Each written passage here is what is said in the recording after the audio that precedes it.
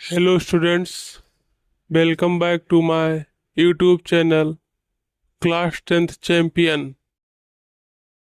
तो कल हम लोग क्वेश्चन होमवर्क के लिए दिया गया था जो कि आपका लग चुका है। ठीक है, तो चलिए आज हम लोग आगे बढ़ते हैं। जो कि क्वेश्चन दिया गया है आपके एनसीईआरटी एग्जामिनर से और बोर्ड में भी आया हुआ एक क्वेश्चन है। बोर्ड में ये आया है 2019 में, 22 में और 24 में भी आया है। ठीक है, तो इस क्वेश्चन को चलिए लिखते हैं और इसको लगाना शुरू करेंगे। लिखिए क्वेश्चन, धनात्मक पूर्णांक, ये आपके इस प्रश्नावली का लास्ट क्वेश्चन है। ठीक है, इसके बाद हम लोग जो सवाल लगाना शुरू करेंगे,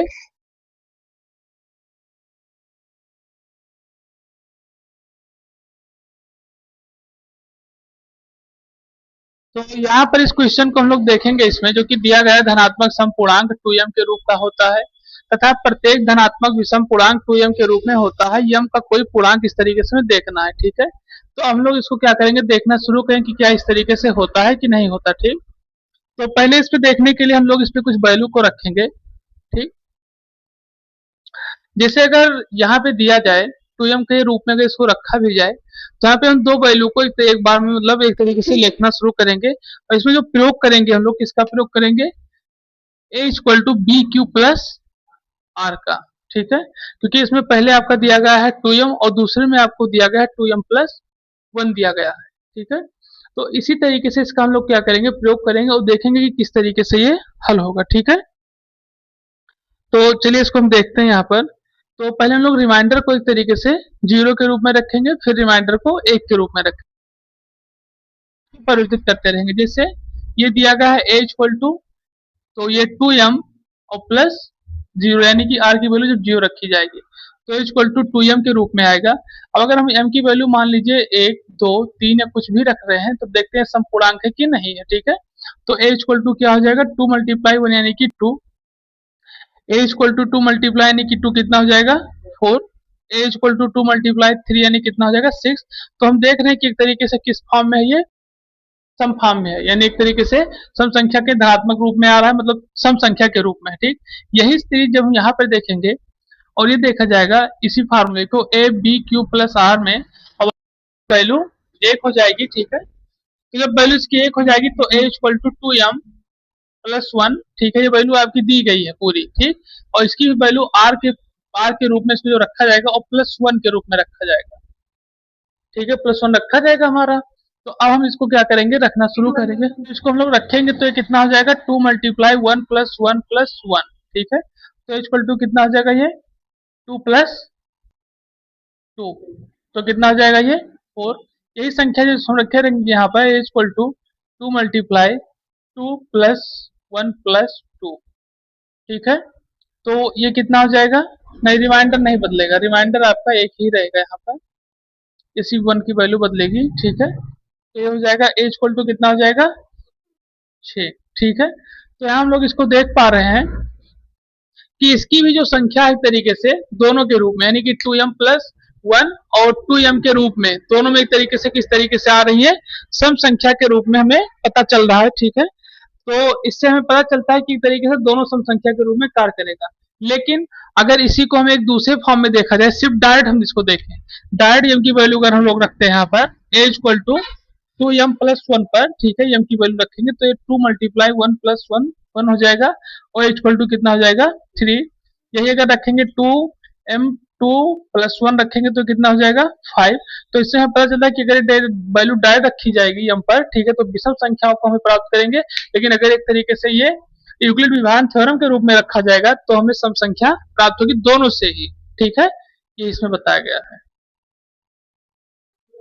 ये एक्सरसाइज आपका यहाँ पे खत्म होता है। ठीक है, इसमें करीब हम लोगों ने 15 से 20 क्वेश्चन लगाए। ठीक, 50 से 60 क्वेश्चन लगाए। ठीक है, और अब हम लोग अगले टॉपिक पे बढ़ेंगे जिसमें आपको बताया था अंक गणित की आधारभूत प्रमेय के बारे में। तो पहले हम लोग थ्योरम को समझेंगे। ठीक है, फिर उसके बाद हम लोग इस पे क्वेश्चन लगाना शुरू करेंगे। ठीक है, तो चलिए देखते हैं इसकी प्रमेय के बारे में कि कौन कौन सा प्रमेय इस पे दिया गया है। ठीक है, तो चलिए पहला प्रमेय लिखिए जो कि एनसीईआरटी से लिया गया है। लिखिए, चलिए इसको नोट कर लीजिए और इसकी हम लोग क्या करेंगे, प्रमेय है, इसको हम लोग को सिद्ध करना है। ठीक है, चलिए नोट करिए इसको।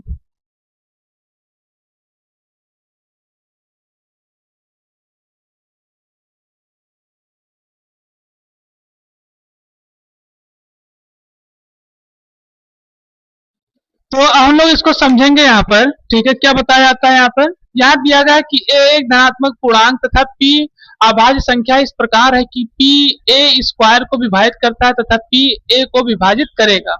तो अब यहाँ दिया गया कि पहले a की वैल्यू दी गई, a इक्वल टू दिया गया p1 p2 p3 direct pn तक, ठीक है। फिर दिया गया आपका p1 p2 p3 ये तरीके से अभाज्य संख्या के रूप में। लेकिन जब इसके स्क्वायर को दिया गया तो बताया कि p स्क्वायर को विभाजित करेगा, कैसे करेगा ये देख ले क्वेश्चन के माध्यम से, देखिए तो आपको समझ में आ जाएगा। ये ऐसे आपको थोड़ा ना समझ में आए लेकिन समझ में आए। देखिए हम कह रहे हैं कि a जो है p को अभाज्य है, मतलब p को भाग नहीं कर पाएगा, और हम ये कह रहे हैं कि यहाँ पे जो दिया गया कि p a स्क्वायर p को क्या करेगा, भाग करेगा। कैसे, देखिए अब यहाँ पर अगर हमें लिख दे कि 3 इक्वल टू 7 लिख दें, ठीक है, तो 3 7 को भाग नहीं करेगा किसी तरीके नहीं। लेकिन अभी 9 लिख दें, 7 लिख दें यहाँ पर, ठीक, तो कोई ना कोई संख्या किसी न किसी संख्या से इसमें भाग हो रहा। कैसे, 3 से भाग हो जाएगा, होगा कि नहीं होगा, 3 3 जा 9, क्योंकि स्क्वायर लगा हुआ है। यही अगर व्यवस्था कर दिया तो आप इसको देख सकते हैं यहाँ पर कि अगर 4 और 5 लिख दिया, 4 और 6 लिख दिया जाए यहाँ पर, देखिए तो 4 और 6 दोनों क्या होंगे तरीके से कटेंगे, और इसके अगर स्क्वायर को भी लिख दिया जाएगा तो क्या होगा, ये नहीं कटेंगे, तब भी ये कटेगा। ये मतलब ए स्क्वायर कह रहे हैं यहाँ पर, ये 6 ही रहेगा तो भी ये कटेगा। और यहाँ देखा जाए तो ए ये कट रहा है लेकिन ये नहीं, इससे नहीं कट रहा है। यही चीज में दिया गया कि p ए स्क्वायर को क्या करता है, विभाजित करता है, यही इसमें बताया गया। ठीक, अब इसको आप नोट कर लिए, इसी पे हम क्या करते हैं, 2-3 क्वेश्चन लगवाएंगे आपको। अब हम लोग समझेंगे आगे इसके बारे में कि ये गणितीय रूप आपका दिया गया है, इसको एक तरीके से 3 भागों में बांटा गया है। कौन कौन से, एक धनात्मक पूर्णांक के एलसीएम एचसीएफ के बारे में, ठीक है, और एक संख्याओं की अपरिमेयता सिद्ध करने के लिए, ठीक है, और साथ साथ एक दशमलव के प्रसार को समझने के लिए 3 भागों में इसको विभक्त किया गया है। तो पहले हम लोग इसके एलसीएम एचसीएफ को समझेंगे, ठीक है, फिर साथ ही साथ इसके अपरिमेयता सिद्ध करेंगे कि क्या √3 या √5 एक तरीके से अपरिमेय संख्या है कि नहीं है, ठीक, और फिर उसके बाद इसके हम दशमलव के बारे में पढ़ेंगे, दशमलव का प्रसार की, जैसे असाध दशमलव क्या होता है, शांत दशमलव क्या होता है, ठीक है, इन सब चीजों के बारे में क्या करेंगे, पढ़ेंगे, ठीक है। तो पहला हेडिंग डालिए, धनात्मक पूर्णांकों के एलसीएम तथा एचसीएफ ज्ञात करना।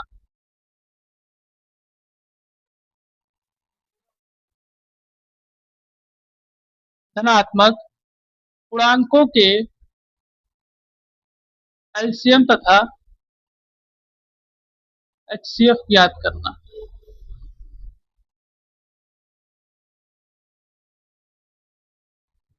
ठीक, धनात्मक पूर्णांकों के एलसीएम तथा एचसीएफ ज्ञात करना, ठीक है, इसका हम लोग क्या करेंगे, समझेंगे।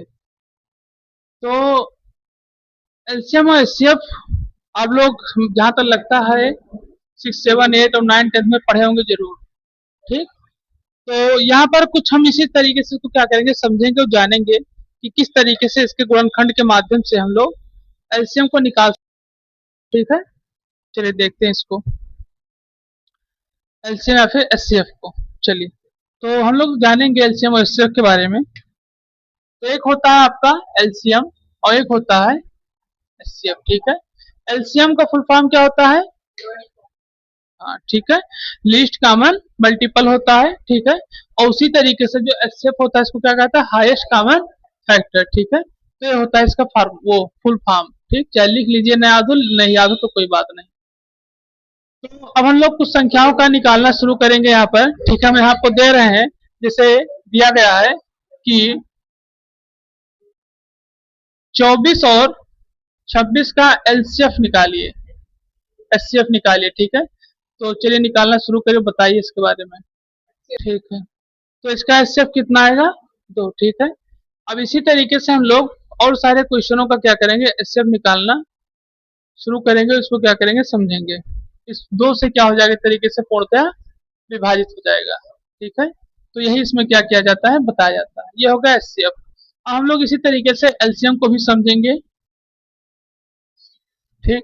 एलसीएम में क्या बताया जाता है, एलसीएम में बताया जाता है आपको कि यहाँ पर कई सारी संख्याएं एक साथ दी जाती हैं, ठीक है, और हम लोग उसका क्या करते हैं, एक तरीके से मल्टीपल निकालते हैं, लीस्ट कॉमन मल्टीपल के रूप में क्या करते हैं, इसको निकालते हैं। तो यहाँ पे कुछ क्वेश्चन दिए जा रहे हैं, आप उसको देख लिखिए और निकालिए, देखिए दिया गया है 96 और 144, ठीक, ये आपको दिया गया है। अब आप इसका एलसीएम निकालिए। तो यहाँ पर हम लोग एलसीएम और एचसीएफ को समझ गए हैं, मतलब इस तरीके से जैसे कि आप लोगों ने 9th और हाई स्कूल क्लास 8 में इसको लगाया था, ठीक है, उस तरीके से लगाया गया। अब हम लोग थोड़ा इसमें परिवर्तन करेंगे, ठीक है, और उसके कुछ फार्मूले को समझेंगे, तब इसके आगे और लगाना शुरू करेंगे, ठीक है। चलिए देखते हैं। एक हिसाब से दिया जाएगा फार्मूले के रूप में, जो कि एक बार हम बता चुके हैं यहाँ पर, ए इंटू बी और multiply H C F A comma B equal to A cross B. यहाँ पे ए जो है आपका प्रथम पद है और बी जो है द्वितीय पद है,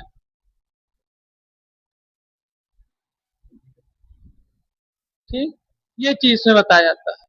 ये इसमें प्रथम पद है, बी इसमें द्वितीय पद है। ये आपका एचसीएफ, ये आपका एलसीएम, ये आपका एचसीएफ प्रथम और द्वितीय पद के रूप में इसको क्या किया गया है, दिया गया है।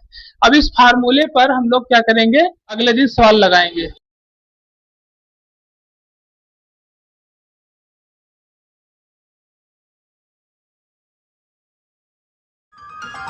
चैनल को लाइक करें, शेयर करें, सब्सक्राइब और फॉलो करें।